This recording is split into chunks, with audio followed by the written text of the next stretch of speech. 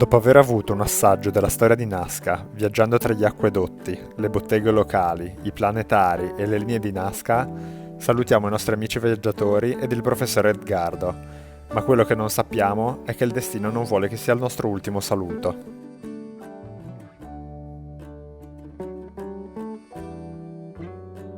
Siamo Alberto e Sofia. Circa un anno fa abbiamo deciso di mischiare le carte delle nostre vite.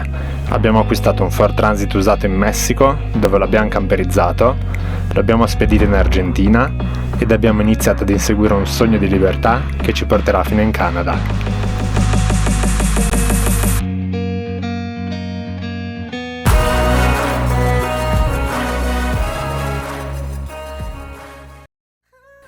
La prossima tappa è Ayacucho, nel mezzo delle Ande peruviane. Ci sono due modalità per raggiungerla. La prima e più breve prevede numerosi sali e scendi ad oltre 4.000 metri di altitudine. La seconda opzione prevede percorrere la Panamericana e tagliare verso le Ande. Le strade sono meno ripide e spettacolari, ma più semplici. Per scoprire maggiormente le Ande decidiamo di percorrere la prima opzione all'andata e la seconda al ritorno. La strada è molto ripida, con numerosi tornanti pericolosi.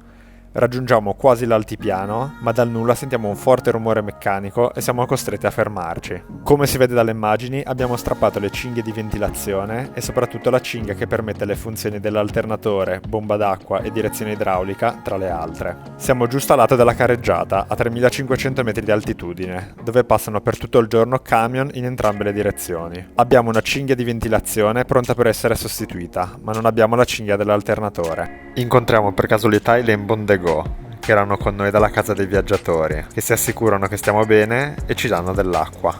Mentre Sophie resta a sorvegliare il van, riscende i ripidi tornanti a bordo di un camion che si è gentilmente fermato ad aiutarci. Arrivo alla periferia di Nazca, dove riesco a trovare la cinghia, e mi viene dato il numero della gru locale, in caso di emergenza. Risalgo nuovamente in autostop ed incontro una persona che si intende di meccanica in un paesino di 20 abitanti vicino al van. Inizia il lavoro, ma ci accorgiamo che abbiamo perso uno dei carrelli di supporto delle cinghie. Inizia a farsi buio e siamo costretti a chiamare la gru. Ci dicono che la gru sarebbe arrivata intorno alle 11 di sera, ma a causa di altri incidenti avvenuti nella giornata, la gru ritarda e dobbiamo dormire in van al lato della carreggiata.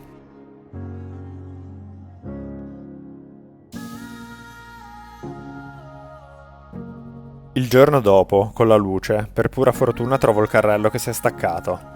Arriva finalmente la gru, che solo in seguito ci hanno detto essere servizio gratuito, incluso con il pagamento dei pedaggi, ed iniziamo a fare le manovre di ancoraggio, che vi illustriamo in queste prossime immagini.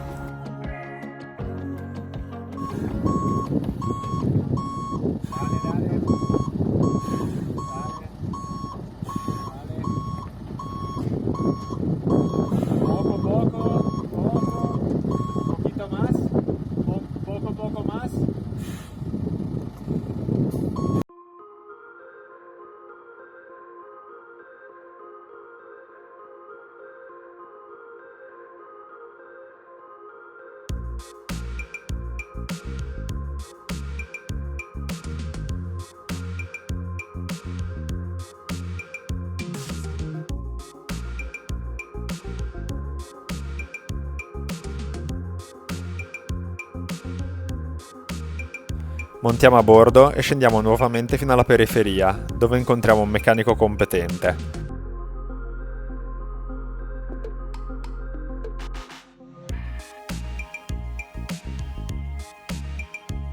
Per fortuna abbiamo trovato il pezzo e può essere recuperato. Bisogna farlo saldare da un fabbro e così facciamo. Il tempo passa, vorremmo tornare alla casa dei viaggiatori, ma non vogliamo neanche un lavoro fatto di fretta.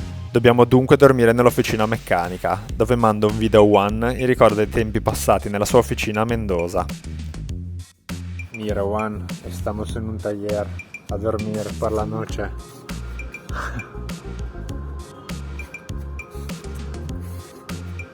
Historia de nuestras vidas.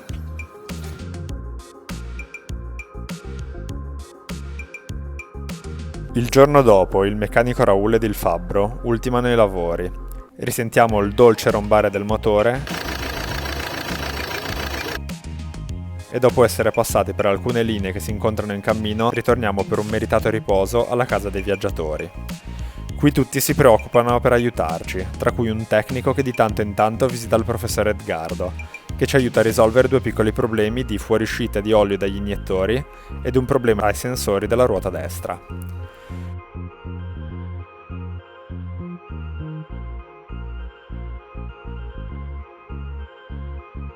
Ci invita nella sua cittadina, ad un centinaio di chilometri da Nasca, Marcona, ed in sua compagnia conosciamo questa località di mare, famosa soprattutto per le rocce a forma di elefante e di tartaruga.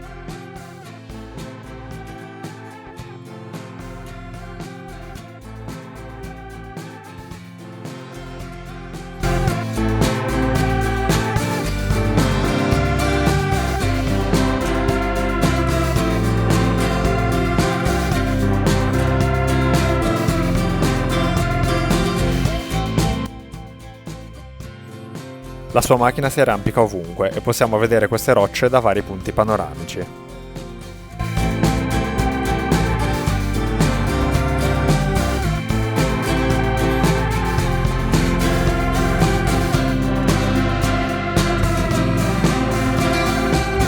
Torniamo dai viaggiatori e questa volta sì che dobbiamo salutare il gruppo.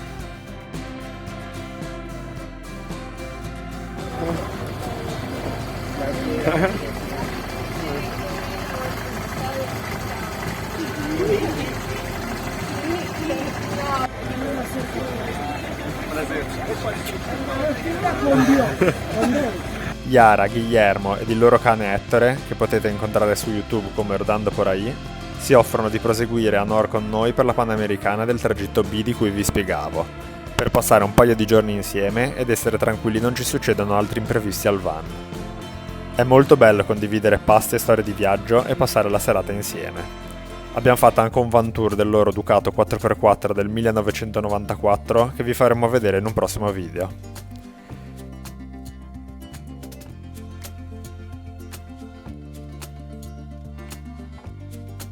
Abbiamo un nuovo integrante nel viaggio. Ettore! Ettore! Ma chi è che viene con noi? Sono qua i genitori che non hanno idea di dove è il loro cagnolino, eccolo, stanno cercando, mi sa. Abbiamo salutato i nostri amici di Rodando por ahí, veramente simpatici, abbiamo passato un paio di giorni insieme e ora siamo a un paesino a circa 2800 metri di altitudine. Siamo in direzione di Ayacucho, domani dovremo superare i 4500 metri di altitudine. Speriamo bene ce la possa fare il van e volevamo farvi vedere una cosa molto strana che è successa ieri.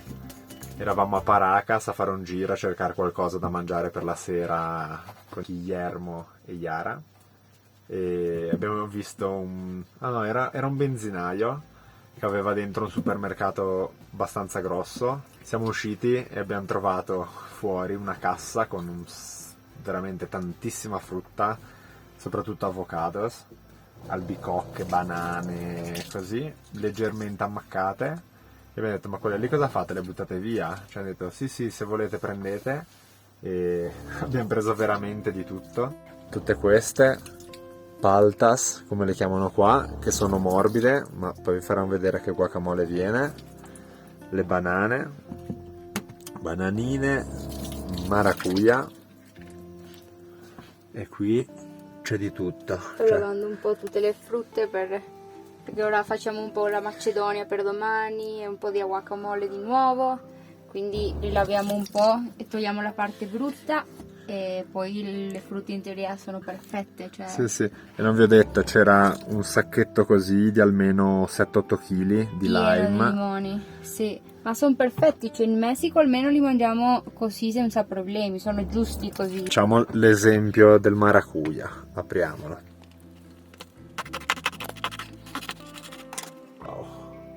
Wow, guardate un po', cioè meglio di così non si può, questo frutto non so perché consideravano che era brutto da buttare via.